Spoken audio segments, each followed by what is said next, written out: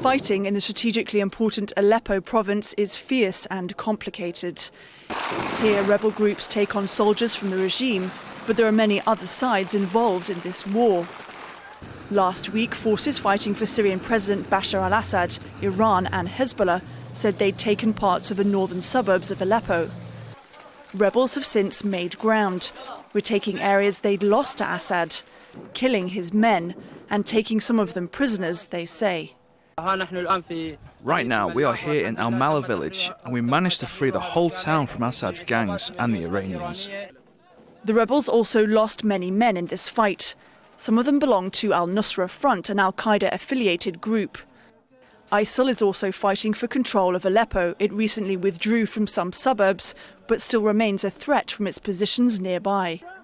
The province has important supply routes for both the rebels and government forces. Winning the battle in Aleppo would also be psychologically important for any side involved in the fight.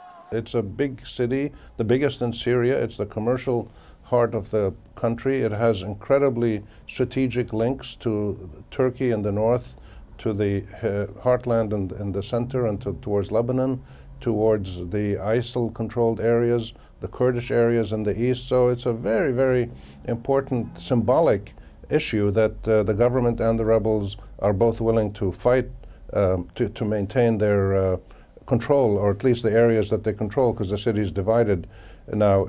Meanwhile, cultural heritage is being wiped out. These images taken from a drone camera show what little is left in the old city, one of the country's 6 UNESCO World Heritage Sites.